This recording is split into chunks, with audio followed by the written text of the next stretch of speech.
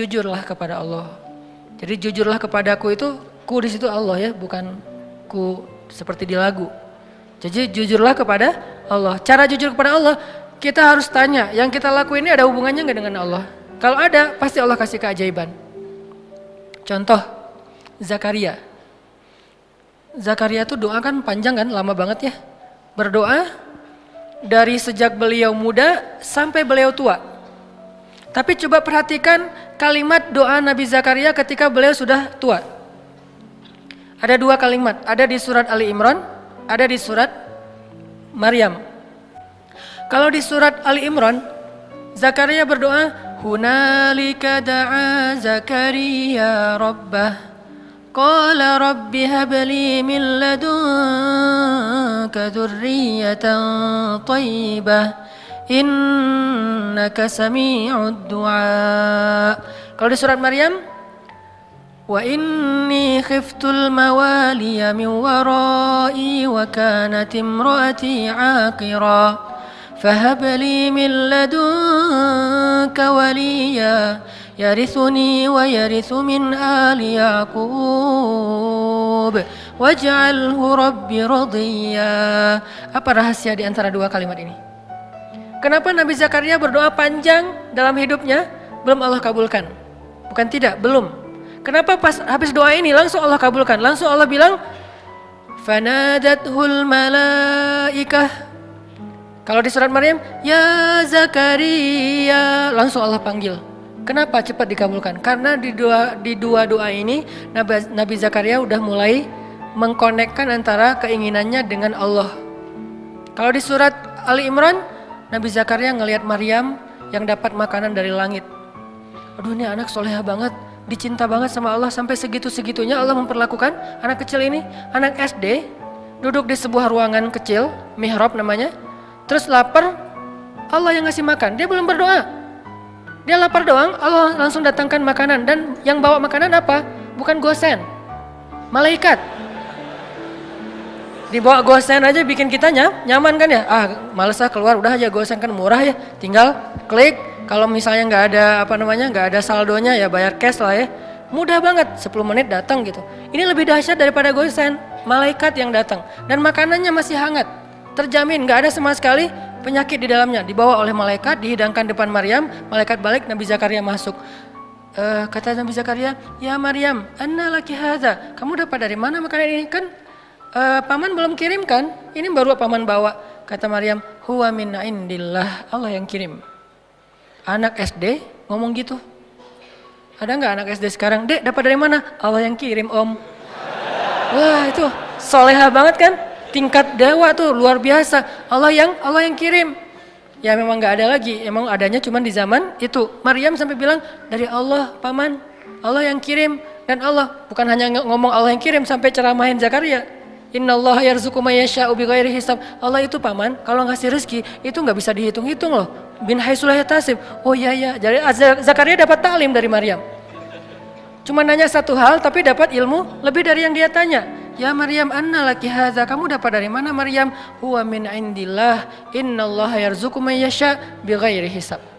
Ini dari Allah, Allah yang kirim. Allah itu memberi rezeki kepada hambanya, dan Allah kalau udah ngasih rezeki nggak bisa ditebak-tebak dari mana caranya. Itu kata-kata Maryam. Kagum Zakaria. Duh, pengen banget punya anak sesoleha ini. Kan berarti ada hubungannya dengan Allah, sesoleha ini, soleh. Baru hunalika, saat itu juga di sana Zakaria berdoa, Rabbi habli min ladunka dzurriyyatan thayyibah. Kayak gitu ya Allah, saya pengen kayak gitu. Langsung Allah kirim malaikat, katakan ke Zakaria dia akan punya anak persis kayak Maryam, tapi namanya jenis kelaminnya laki-laki, namanya Yahya. Kalau di surat Maryam, apa doa Zakaria? Wa inni khiftul mawali min warai wa kanat imraati aqira. Ya Allah, dakwah saya nanti siapa yang akan meneruskan kalau saya nggak punya anak? Itu intinya. Jadi pengen punya anak bukan sekedar pengen lucu-lucuan, pengen ada qurrata ayun, penyejuk hati apa, pengen bangga-banggaan anak saya sarjana, anak saya apa segala macam. Bukan, pengen punya anak karena pengen ada yang nerusin dakwah beliau. Karena ada hubungannya dengan Allah kan? Berarti melibatkan Allah dalam permintaannya.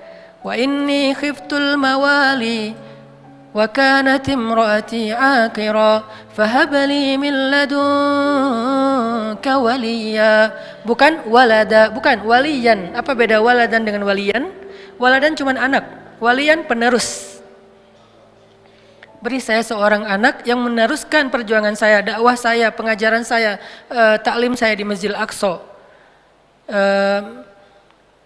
Yarithuni, tuh ada lagi kalimat penjelasnya. Yarithuni wa yarithu min ali Yaqub waj'alhu rabbi radiyya. Yang mewarisi perjuangan aku, mewarisi perjuangan dari keturunan Yakub dengan keturunan yang luar biasa, orang-orang soleh semua. Maka jadikan dia anak yang Engkau ridhai ya Allah. Langsung Allah ketika dengar kalimat ini, ya Zakaria, langsung dipanggil sama Allah. Itu cara kalau kita pengen dapat kejutan dari Allah. Libatkan Allah dengan niat. Caranya coba cari apa hubungannya antara maunya kita dengan Allah, antara proyek kita dengan Allah, antara usaha kita dengan Allah, antara permintaan kita, life goals kita dengan Allah. Kalau nggak ada hubungannya, kita disuruh jalan sendiri. Tapi kalau ada hubungannya, Allah akan support kita. Ya Zakaria, langsung Allah panggil. Inna nubashiruka bi ghulam. Bahagialah wahai Zakaria, berbahagialah, kamu akan punya anak. Ismuhu Yahya, lam naj'al lahu min qablu samiyya. وآتيناه الحكم صبيا وحنانا من لدنا وزكاة وكان تقيا وبرا بوالديه ولم يكن جبارا عصيا وسلام عليه يوم ولد ويوم يموت ويوم يبعث حيا. Spesifik, luar biasa nih. Dikasih dengan spesifik yang istimewa, bukan cuma nih anak laki-laki yang kamu minta, enggak. Allah langsung kasih tahu anaknya itu kayak gimana. Anaknya cerdas, anaknya soleh, anaknya terjaga, anaknya nggak pernah nggak pernah emosian, anaknya nggak pernah baperan, nggak pernah durhaka, nggak gini. Baik banget. Kalau di surat Ali Imran dia siddiqan wa hasuran wa nabiyan, musaddiqan wa hasuran wa nabiyan, anak yang meneruskan perjuangan dakwah, anak yang hasur, menjaga kehormatan, anak yang nabiyan, menyampaikan kebenaran. Ini luar biasa. Kenapa? Karena Zakaria mengaitkan keinginannya dengan Allah. Jadi kalau kita punya satu keinginan, punya satu, bahkan mungkin bukan hope tapi wish, sesuatu yang kadang-kadang kayak gak kebayang kita bisa gak sih? Gak masalah, make a wish, kita bikin sebuah harapan yang menurut kita mungkin gak susah diwujudkan, tapi ketika sebuah harapan yang kita anggap sesuatu yang gak mungkin dilibatkannya kepada Allah, apa sih yang gak mungkin buat Allah? Apa sih yang sulit buat Allah? Bukankah semuanya itu ada dalam pengaturan Allah? Biyadihil mulk.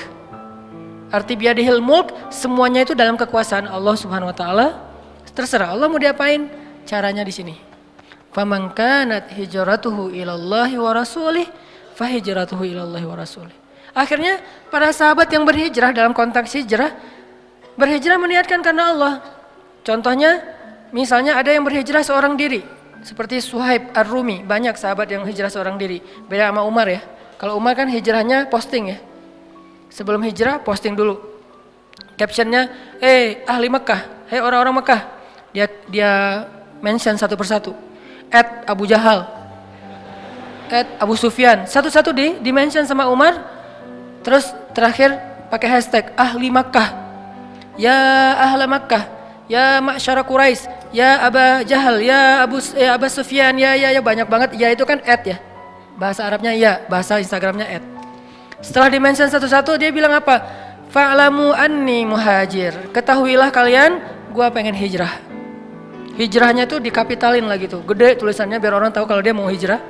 Terus di bold, saya mau hijrah. Siapa yang pengen istrinya jadi janda, anaknya jadi yatim, tunggu saya di balik bukit itu.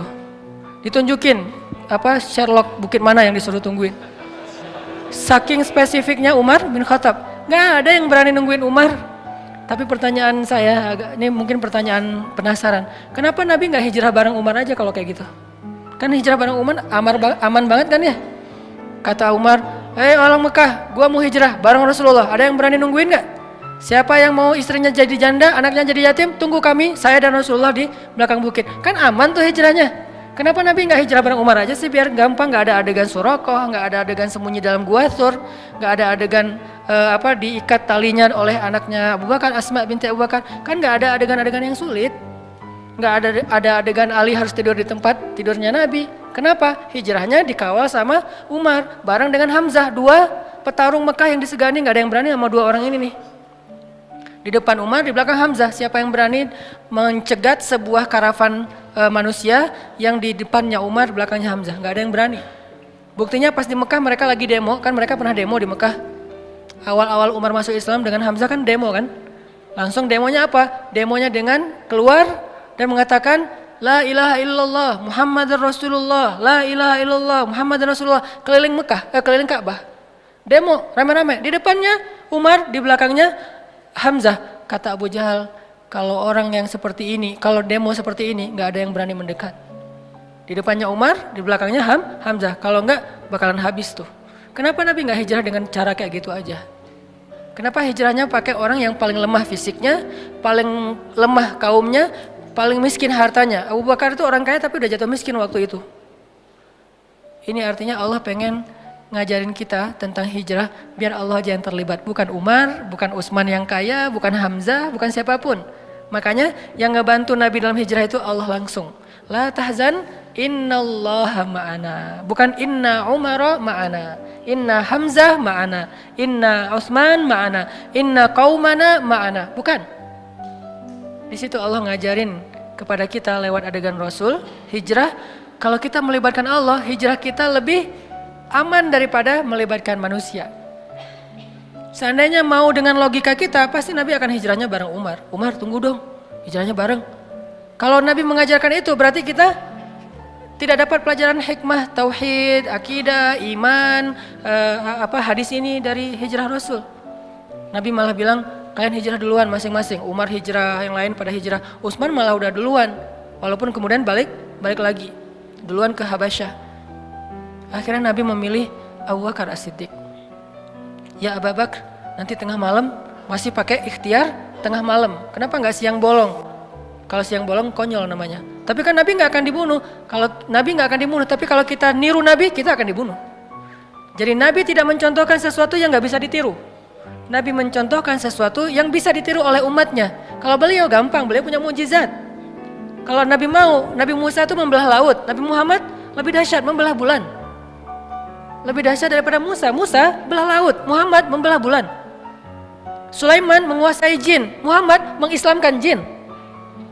Sulaiman jin dikuasai tapi tidak masuk agama Hanif. Ketika Sulaiman wafat, jin kufur lagi gitu kan. Tapi Muhammad mengislamkan jin. Lebih dahsyat, semua mukjizat para nabi terkumpul kepada Rasulullah SAW. Jadi kalau Nabi mau, nggak usah pikir strategi lah apa segala macam. Kenapa pengen hijrahnya ke Madinah tapi malah jalannya menjauh dari Madinah ke Gua Thur? Malah sembunyi di sebuah lubang kecil. Kenapa nggak terang-terangan aja kayak Umar? Karena kalau Nabi melakukan itu, lalu kita meniru, kita akan mati konyol. Karena kita nggak punya mukjizat. Sehingga Nabi mencontohkan sesuatu yang bisa kita tiru sebagai manusia biasa. Beliau nggak egois, gue kan punya mujizat, ngapain sih gentar-gentar takut-takut amat, udah biasa aja kali, ntar Allah juga pasti nolong. Gak mungkin Allah membiarkan nabinya dicelakai oleh musuh-musuhnya, ya tapi umatnya. Sehingga Nabi contohkan, kalau saya contohkan ke gini, kasihan umat saya nanti gak bisa niru. Kalau mereka tiru yang ini, habis mereka. Sehingga saya contohkan sesuatu yang kalau mereka tiru, mereka aman. Caranya berstrategi lah, caranya pakai taktik, caranya bersiasat, dan seterusnya dan seterusnya.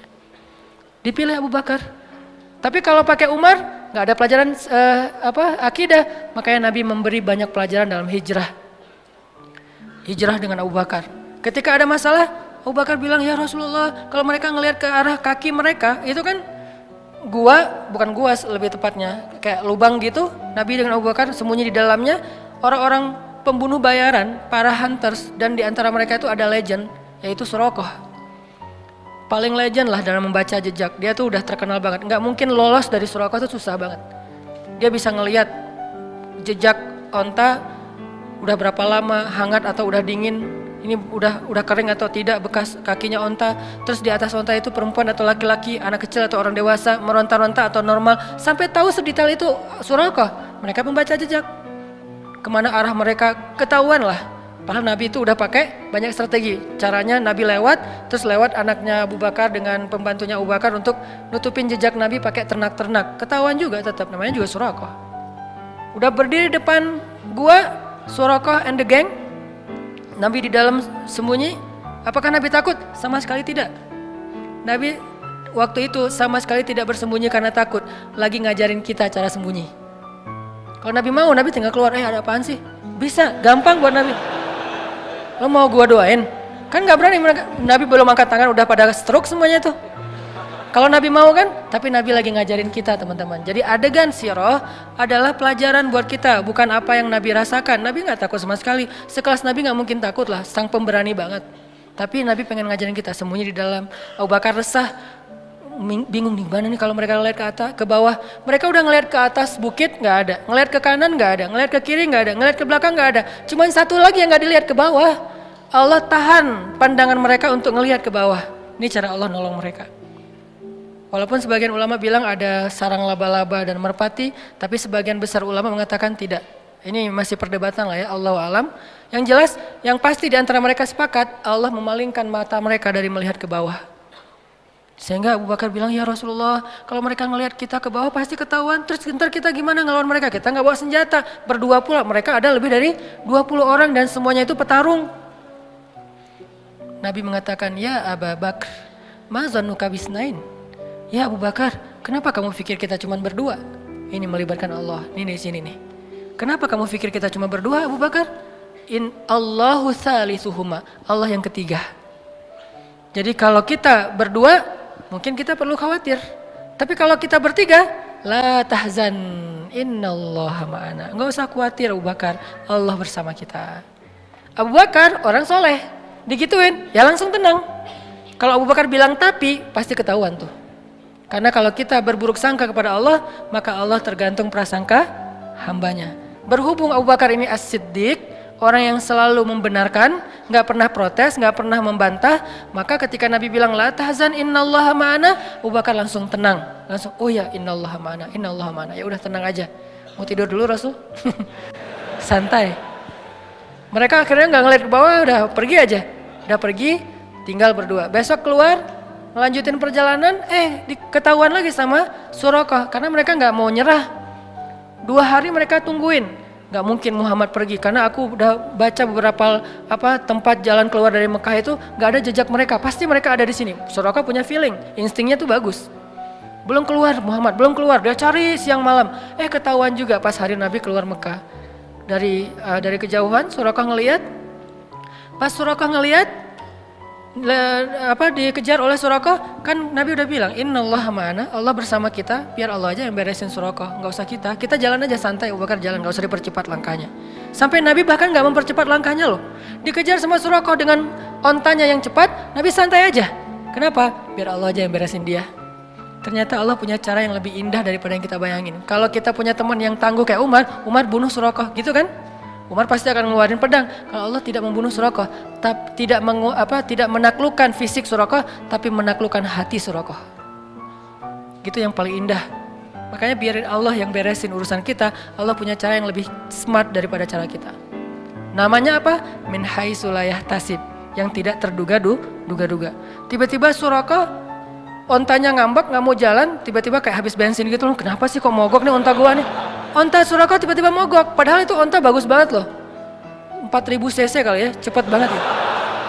Kenapa mogok? Onta bagus, baru juga, malah STNK-nya juga, BPKB-nya juga belum jadi gitu. Kok udah mau mogok? Heran Suraqah. Akhirnya Suraqah turun, jalan, pas dekat dengan Nabi bilang, ya Suraqah, ma bika ya Suraqah. Kamu kenapa sih Suraqah gini-gini amat sama saya, kata Nabi. Suraqah gak enak gitu, Nabi itu kan orangnya kayak mempesona ya. Kalau Nabi udah menatap, orang lihat, aduh kegeeran. Nabi itu keren banget loh. Bukan dalam arti negatif ya, dalam arti gak enak. Orang segan sama Nabi itu segan banget. Kalau ngelihat wajah Nabi langsung yang marah gak jadi marah. Saking sempurnanya akhlak Nabi SAW. Jadi kalau Yusuf sempurna fisiknya, Nabi sempurna akhlaknya. Yusuf mempesona fisiknya, Nabi mempesona akhlaknya. Jadi kalau ada cewek ke Yusuf kelepek-kelepek, ke Nabi kelepek-kelepeknya jadi masuk Islam. Siapa? Sofia. Jadi kalau di zaman Yusuf ada istri Al-Aziz kelepek-kelepek sama Yusuf sampai digoda berbuat dosa. Kalau Nabi kelepek-kelepek bukan digoda buat dosa, jadi taat. Itu kan keren banget ya. Gara-gara dekat sama Nabi yang tadi benci banget, kata Sofia, tidak ada orang yang lebih saya benci di muka bumi daripada Muhammad. Tiba-tiba setelah beberapa saat Nabi ngomong, terkesima dengan kata-kata Nabi, santun banget, pemilihan diksinya tuh tepat banget, sampai kemudian dia bilang tidak ada orang yang lebih saya cintai di muka dunia daripada Muhammad. Dari benci banget jadi cinta banget. Langsung dia bilang, ya Muhammad, saya pernah mimpiin kamu loh, gitu ngomongnya. Tadi nggak ngomong, diam-diam aja, diam-diam baik. Sekarang saya pernah mimpiin kamu loh katanya. Sampai curhat, saya pernah mimpiin kamu loh. Mimpi gimana? Saya pernah mimpi tiba-tiba di atas kota Madinah ada rembulan, sempurna, bulat, terang, jelas. Lalu jatuh ke pangkuan saya. Itu kan mimpi romantis banget ya. Jatuh ke pangkuan saya dan kata suami saya, itu maksudnya saya nanti akan dinikahi oleh engkau Muhammad. Tapi saya ditampar oleh suami saya. Ya iyalah, lo mimpi gitu cerita ke suami ya pasti masih mending ditampar. Wah ini bahaya nih, selingkuh dalam mimpi. Akhirnya Nabi Muhammad melamar Sofia karena emang Allah sudah memilihkan Sofia untuk Rasulullah. Saking istimewanya Sofia ini, karena orang yang menikahi Rasulullah itu bukan Rasulullah berhasrat ke dia, enggak. Allah yang berhasrat ke dia. Hasrat apa? Hasrat terhadap kesolehannya. Karena Allah cinta kepada Sofia, ya udah kayaknya nggak ada cowok yang pantas buat Sofia selain Muhammad.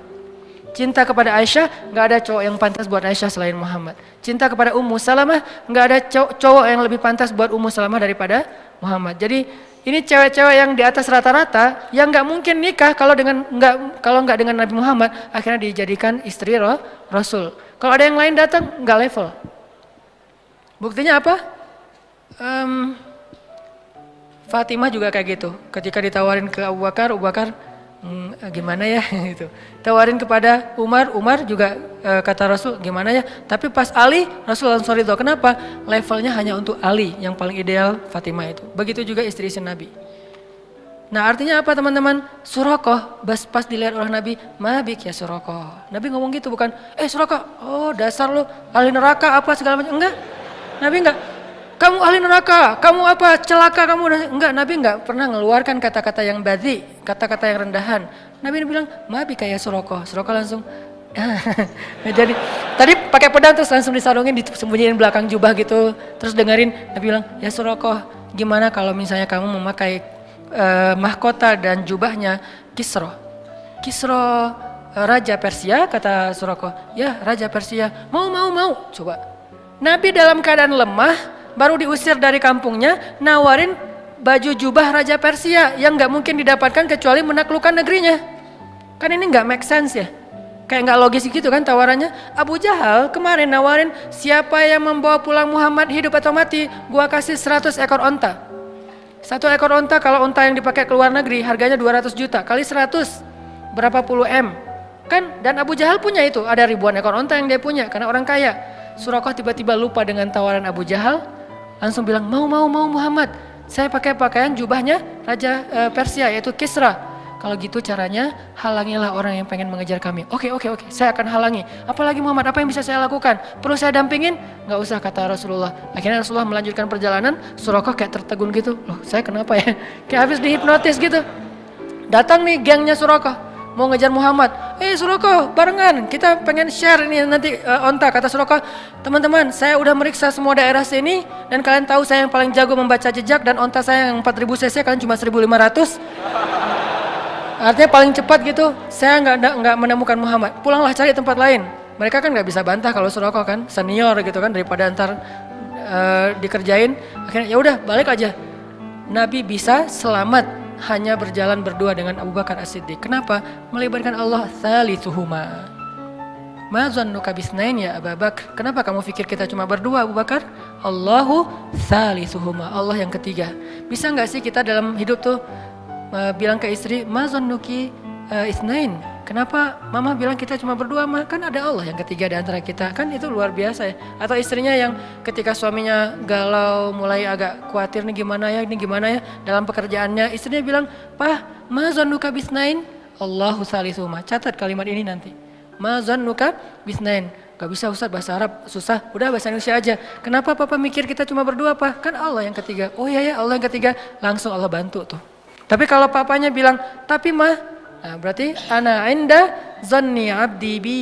Aku tergantung gimana persangkaan hambaku kepadaku. Libatkan Allah teman-teman, dalam niat kita, dalam doa kita, dalam harapan kita, dalam pekerjaan kita. Pasti Allah bantu. Dan kita pasti Allah bantu.